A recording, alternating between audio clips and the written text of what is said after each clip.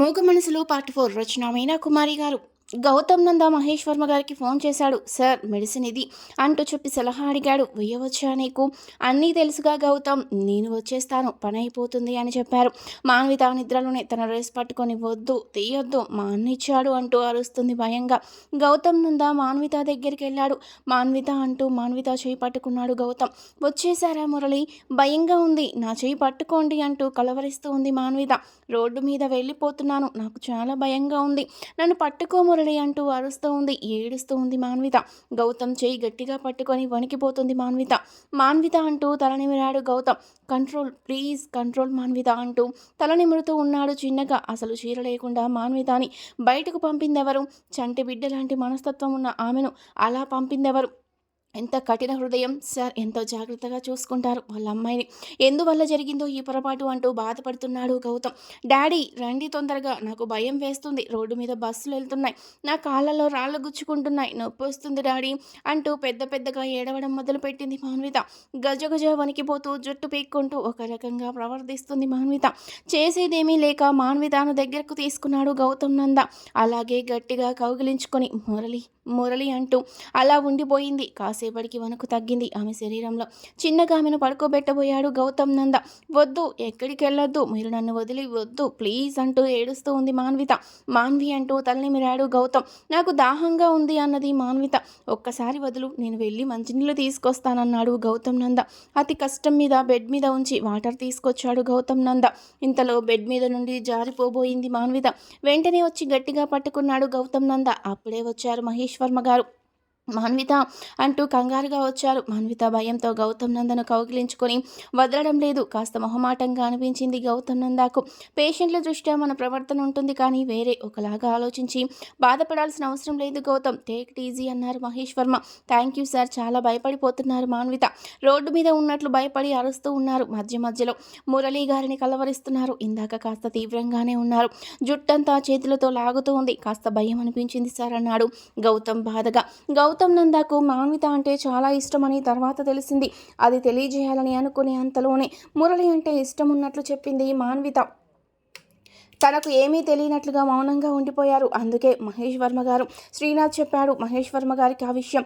ఇంతలో శ్రీనాథ్ ఫోన్ చేసి జరిగింది చెప్పాడు. శాలిని చేసిన తప్పుకు ఇంట్లో నుండి బయటకు పంపించిన విషయం కూడా చెప్పాడు. వినగానే చాలా కోపం వచ్చింది మహేష్ వర్మ గారికి.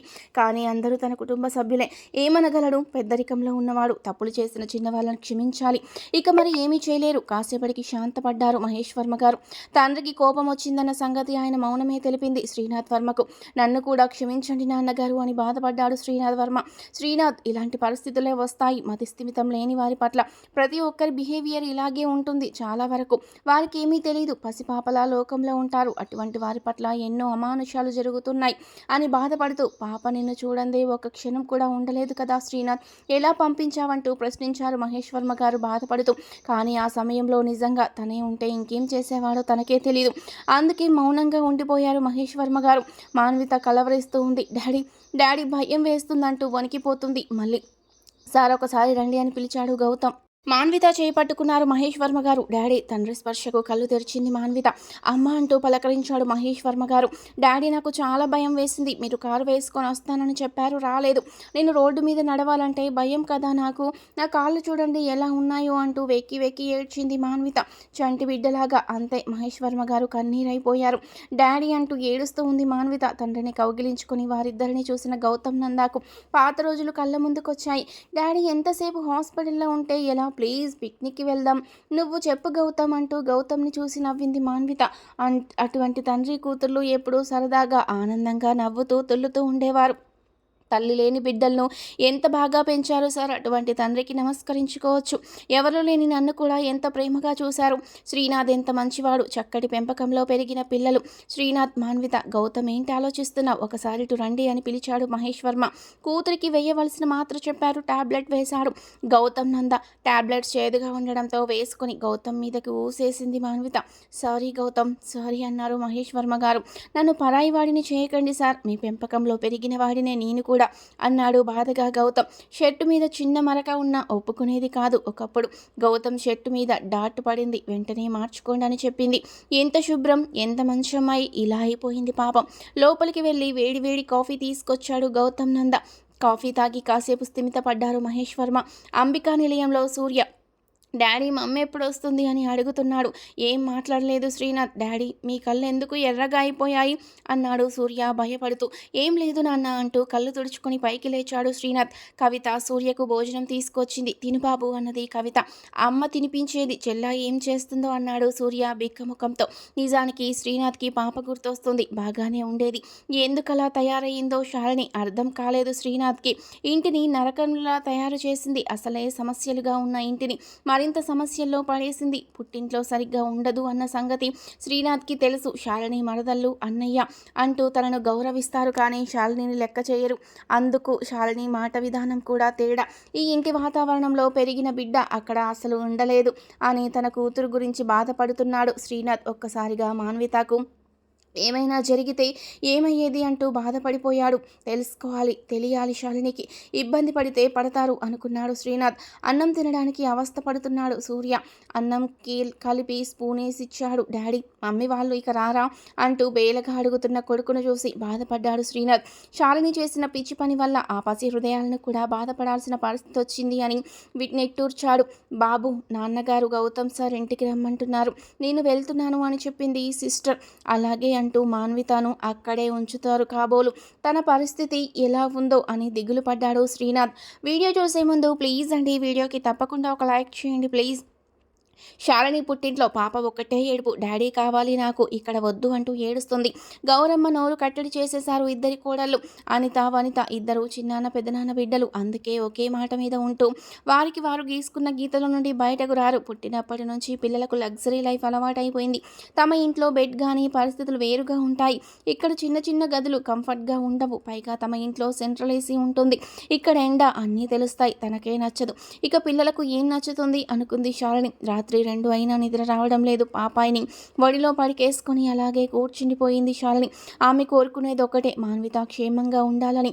తన తప్పుకు తనే గట్టిగా చెంపలేసుకుంది. నిజంగా ఎంత తప్పు మనస్తత్వంతో ప్రవర్తించింది. అంబిక గారికి దూర బంధువులు శాలిని వాళ్ళు. అప్పుడప్పుడు వస్తూ పోతూ ఉండే వాళ్ళ ఇంటికి. శాలిని తనకన్నా పెద్ద అయినా కూడా స్నేహం చేసింది మాన్విత. మాన్విత మంచి మనసు కలిగిన అమ్మాయి. అప్పట్లో శ్రీనాథ్కి పెళ్లి చూపులు చూస్తున్నారు అని తరచుగా వాళ్ళ ఇంటికి తీసుకువెళ్ళేవాళ్ళు శాలినిని వాళ్ళ అమ్మ వాళ్ళు. అంత ఇంటి కోడలు అయితే బాగుంటుంది తన కూతురు అనుకొని ముచ్చటపడేది గౌరమ్మ. వారి మాటలు విని శాలిని కూడా శ్రీనాథ్పై ఇష్టం పెంచుకుంది. ఆ విషయం మాన్విత కనిపెట్టేసింది. ఆట పట్టిస్తూ ఉండేది. ఒకసారి ఆ మాట బయటకు అనేసింది తండ్రితో. అన్నయ్యకు మంచి మంచి సంబంధాలు వస్తున్నాయి, నువ్వు చిన్నపిల్లవు, నీకు ఏమీ తెలీదు, మాట్లాడకు అన్నారు మహేష్ వర్మ గారు. అలిగి లోపలికి వెళ్ళిపోయింది మాన్విత. ఇక అక్కడి నుంచి బయలుదేరి వచ్చేశారు శాలిని వాళ్ళు. ఆ తర్వాత మాన్విత శ్రీనాథ్కి చెప్పింది తన ప్రేమ గురించి. మనల్ని ఇష్టపడే వాళ్ళు దొరకడం మన అదృష్టం రా అని కూడా చెప్పిందంట మాన్విత. మహేష్ వర్మ గారికి పెద్దగా ఇష్టం లేకపోయినా కూతురు కొడుకు ఇష్టాలకు తల వంచారు. అలా తను ఆ ఇంటి కోడలయ్యింది. నిజానికి తనకు ఉన్న అర్హతలేమిటి ముఖం చూసి చెప్పగలరు. మామయ్య గారు తమ మనస్తత్వాలు ఎలాంటివో దేవుళ్ళలాంటి అటువంటి వారి పంచన ఉన్న కుక్కకున్న విశ్వాసం కూడా లేకుండా ప్రవర్తించాను అని తల కొట్టుకొని బాధపడుతూ ఉంది శాలిని. భగవంతుడు జీవితంలో ఇంకెప్పుడు తప్పు చేయను, ఉపకారం చేసిన వారికి అపకారం చేశాను, నా తప్పుని ఈసారికి క్షమించు, నన్ను నా ఇంటికి చేర్చు, ఈ ఇంట్లో నా పిల్లకు క్షేమం కాదు భగవంతుడా అంటూ కన్నీరు పెట్టుకుంటూ కూతురుని జోకొడుతూ ఉంది శాలిని. అమాయకంగా చీర కట్టుకొని తన కళ్ళ ముందు నిలిచింది మాన్విత. క్షమించు మాన్విత, క్షమించు అంటూ తల అక్కడున్న చెక్క బల్లకేసి కొట్టుకుంటూ ఉంది శాలిని. ఏమైందమ్మా, ఎందుకు అలా ఉన్నావంటూ గౌరమ్మ గారు కంగారుగా వచ్చి అడిగారు శాలిని. అసలు మీ ఇంటి నుండి ఎందుకు వచ్చావు నువ్వు, ఏం జరిగిందమ్మా అంటూ ప్రశ్నల వర్షం కురిపించింది గౌరమ్మ.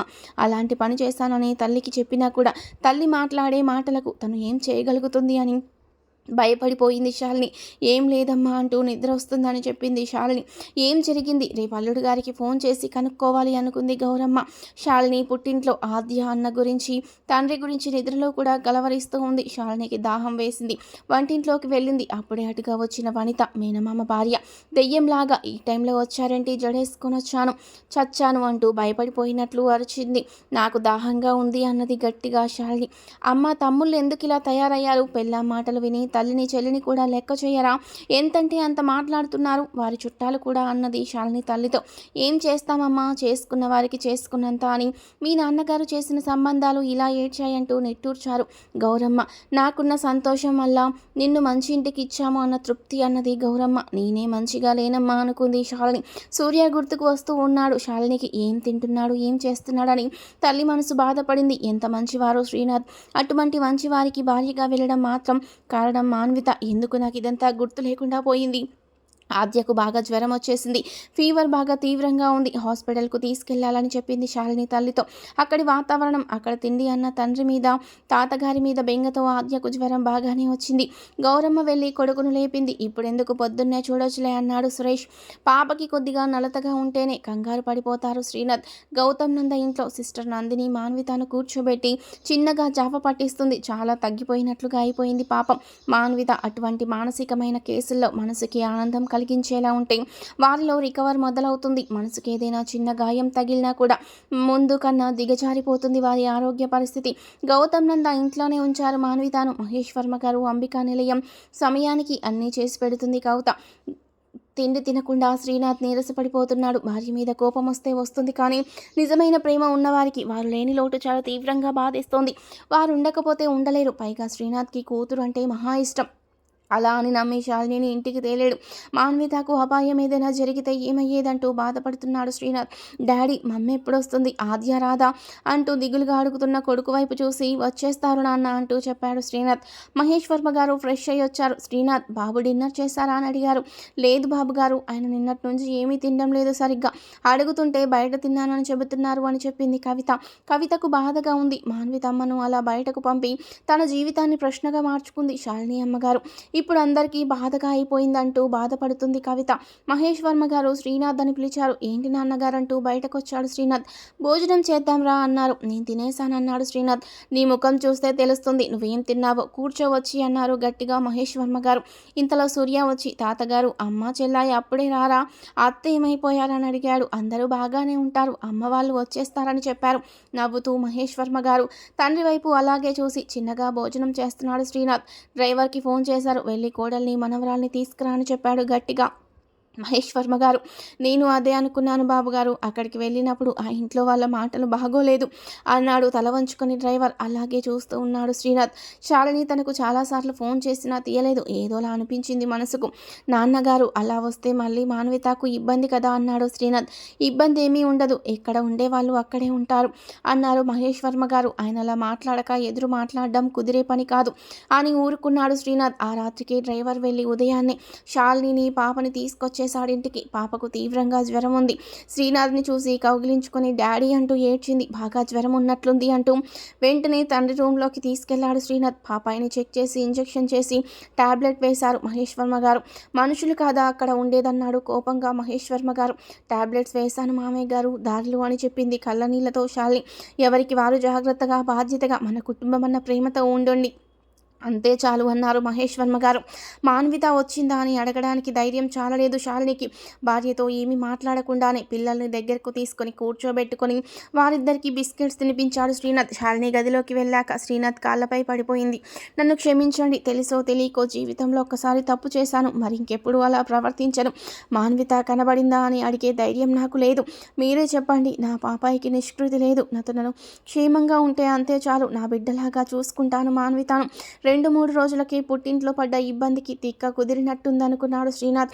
కొన్ని రోజులు అలాగే మౌనంగా ఉండాలని నిర్ణయించుకున్నాడు శ్రీనాథ్. భార్యాభర్తలు ఇరువురికి మాటలు మాత్రం లేవు. పడకలు వేరయ్యాయి. కళ్ళ ముందు భార్య బిడ్డలున్నారు, అంతే చాలు అనుకున్నాడు శ్రీనాథ్. తన ఇంట్లో తను చచ్చిపోయినా పర్వాలేదు, కానీ మాన్విత దొరికితే అంతే చాలు అనుకుంది శాలిని. గౌతమ్ నంద ఇల్లు. మాన్వితకు స్నానం చేపిస్తూ ఉంది. సిస్టర్ నందిని సోప్ కోసం బయటకు వచ్చింది. గౌతమ్ నంద చూపించాడు వేరే రూమ్లో అక్కడ ఉంటాయని. ఇంతలో బాత్రూంలోకి పెద్దగా శబ్దం వచ్చింది. గౌతమ్ నంద బాత్రూంలోకి వచ్చాడు. భయంతో పరిగెత్తుకొని ఏడుస్తూ వచ్చి గౌతమ్ని కౌగిలించుకుంది మాన్విత. అక్కడున్న టవల్ ఆమెకు చుట్టాడు గౌతమ్ నంద. ఏం జరిగిందంటూ సిస్టర్ పరిగెత్తుకుంటూ వచ్చింది. గీజర్ పేలిందంటూ స్విచ్ ఆఫ్ చేసేశాడు గౌతమ్ నంద. రామ్మ అని చేపట్టుకున్న భయంతో నెట్టేసింది నందిని చేతిని మాన్విత. ఓకే అంటూ గౌతమ్ నంద ఆమెను తీసుకెళ్లి రూమ్లో కూర్చోబెట్టాడు. వెళ్ళొద్దు బయటకంటూ ఏడుస్తూ ఉంది మాన్విత. 2 సార్లు ఆమెను ఆ పెద్దలో కాపాడినట్లయింది. మాన్విత మనసు ఇప్పుడు గౌతమ్ని ఎక్కువ నమ్ముతుంది. సిస్టర్ వచ్చి డ్రెస్ వేస్తా నీకు, మాన్విత ప్లీజ్ అంటూ సారీ సార్ అన్నది సిస్టర్. గౌతమ్ నంద వెళ్ళిపోయాడు తన రూమ్లోకి. గతంలోని ప్రేమ కళ్ళ ముందు కదిలింది మనసులో. ఒక డాక్టర్గా తను అలా ఆలోచించకూడదు, కానీ ప్రాణం కన్నా ఎక్కువగా ప్రేమించిన మాన్విత తన కళ్ళ ముందు అలా ఉంటే భరించలేకపోతున్నాడు. పోగొట్టుకున్న తన ప్రేమను దగ్గరలో ఉంచి పరీక్ష పెడుతున్నాడు ఆ భగవంతుడు. నేనొక మనిషిని, నాకు స్పందనలున్నాయి, నాలోనూ ప్రేమలోకం ఉంది. ఆ లోకం తలుపులు మళ్ళీ తెరిచి మాన్విత సరైన మనిషి కావాలి. ఆమె మనస్ఫూర్తిగా తనని ఇష్టపడ్డప్పుడే అతను ఆమెను తన మనసులోకి స్వాగతిస్తాడు. అక్కడ ఉన్న భగవంతుని పటం వైపు చూసి, ఒకప్పుడు మనసులో ఉన్న ప్రేమను తెలియపరచలేని పరిస్థితి, ఇప్పుడు మనసులో ఉన్న ప్రేమ కళ్ళెదుట ఉంది, ఏమీ చెప్పలేని పరిస్థితి. ఎందుకు నా మనసుతో ఇలా ఆడుకుంటున్నావు స్వామి? మాన్విత తప్పితే నా జీవితంలో ఇంకొక మనిషికి స్థానం లేదు. జాను ఎంతో ప్రయత్నం చేసింది, కానీ ఆమె ప్రేమను తెలుసుకున్నా కూడా తెలియనట్లు ఉండిపోయాను. ఆమె హౌస్ సర్జన్ చేసేటప్పుడు అక్కడ డాక్టర్గా వర్క్ చేసేవాడు గౌతమ్ నంద. అలా పరిచయం అయింది జాను అంత డైరెక్ట్గా మాట్లాడుతుంది. మనసులో మాట విప్పి చెప్పేసింది ఒకరోజు. నాకు ఆ ఉద్దేశం లేదు అని చెప్పేశాడు గౌతమ్ నంద. తన రూమ్లో ఉన్న అద్దాల బీరువా తలుపు తీశాడు గౌతమ్ నంద. లోపల ఎదురుగా మాన్విత ఫోటో. ఆ ఫోటోని దగ్గరికి తీసుకొని ముద్దు పెట్టుకున్నాడు గౌతమ్ నంద. వెళ్ళిపోయావనుకున్నా నువ్వు, మళ్ళీ ఎందుకు వచ్చావు? నా దగ్గర నీకు ట్రీట్మెంట్ చేయాలి అని ఇక్కడ ఎందుకు ఉంచారు? నా మనసు ప్రతిక్షణం నీ మీదకు లాగుతుంది. నీ పరిస్థితి చూసి భరించలేకపోతుంది. ఒకరిపై ప్రేమ ఉన్నవారు వారి సంతోషాన్ని ఎక్కువగా కోరుకుంటారు. అలా మాన్విత సంతోషాన్ని నేను కోరుకుంటున్నాను, కానీ ఆమె జీవితం ఇలా నా దగ్గరకు ఇలా చేరుకుంటుంది నాకు తెలియదు. అందమైన చందమామ లాంటి మాన్విత వెళ్ళి పసిపాపలా తిరిగి వచ్చింది. సార్ మీకోసం ఎవరు వచ్చారు అంటూ బాయ్ చెప్పాడు వచ్చి. నేను వస్తున్నాను పద అన్నాడు గౌతమ్ నంద. ఈ చెట్టు పూలు ఎంతో బాగుంటాయి గౌతమ్ కదు అన్నది ఆ రోజు మాన్విత. ఆ చెట్టు దగ్గర మాన్వితను ఫోటో తీశాడు గౌతమ్. ఆ ఫోటో చూసుకున్నాడు ఒకసారి. అవును, ఈ పువ్వులంటే మాన్వితకు చాలా ఇష్టం. వేరే ఒక మార్గంలో కూడా మాన్విత మనసులో కదలిక తీసుకురావాలి. అందుకు తను ఎంతగానో కృషి చేయాలి, తప్పదు అని అనుకున్నాడు గౌతమ్ నంద. వెయిటింగ్ రూమ్లోకి వెళ్ళి చూస్తే జాను. మిమ్మల్ని కలవాలని వచ్చాను గౌతమ్ అన్నది జాను. కూర్చో అంటూ కూర్చున్నాడు గౌతమ్ నంద. 6 అడుగుల అతని రూపం, చక్కటి అతని పర్సనాలిటీ, ఏ ఆడపిల్లైనా మనసైనా ఇట్టే దోచుకోగల సుందరుడు నా మనోహరుడు. తప్పక గౌతమ్ మనసును జయించాలి అని అనుకుంటూ చూస్తూ ఉంది జాను. ఏంటెక్కడ ప్రాక్టీస్ అన్నాడు గౌతమ్ నంద నవ్వుతూ. ఎక్కడో ఎందుకు, మహేష్ వర్మ గారు పిలిపించారు. వారి హాస్పిటల్లో నేను వర్క్ చేయాల్సి ఉంటుంది. మీరక్కడ మెయిన్ కదా, అందుకే కలిసి వెళ్దామని వచ్చి అంటూ నవ్వింది జాను. మీరు హాస్పిటల్కి వెళ్ళలేదా అన్నది జాను. నాకు ఇక్కడికి పేషెంట్స్ వస్తూ ఉంటారు, మధ్యలో వెళ్ళి హాస్పిటల్ పని చూసుకొని వస్తూ ఉంటాను. అవును, అయితే నేను ఇక్కడ కూడా వర్క్ చేయాల్సి ఉంటుంది. ప్రెగ్నెన్సీ లేడీ పేషెంట్స్ 3 ఉన్నారట కదా, వారిని జాగ్రత్తగా చూసుకోమని చెప్పారు సార్ అని చెప్పింది జాను. అవును జాను, గైనకాలజిస్ట్ మహేష్ వర్మ గారే పిలిపించింది ఉంటారు. మానసిక స్థితి బాగోని అభాగ్యులను, అలాంటి పరిస్థితుల్లో ఉన్న ప్రెగ్నెన్సీ లేడీస్ని వ్యాన్ పంపించి హాస్పిటల్లో జాయిన్ చేపిస్తూ ఉంటారు మహేష్ వర్మ గారు. ఇప్పటికీ 4 కేసుల దాకా ఉన్నారు హాస్పిటల్ పేషెంట్స్, అందుకే అయి ఉంటుంది అనుకున్నాడు గౌతమ్ నంద. తర్వాత ఏం జరిగిందనేది నెక్స్ట్ పార్ట్లో తెలుసుకుందాం. వీడియో నచ్చితే లైక్ చేసి సబ్స్క్రైబ్ చేసుకోండి. Thank you for watching.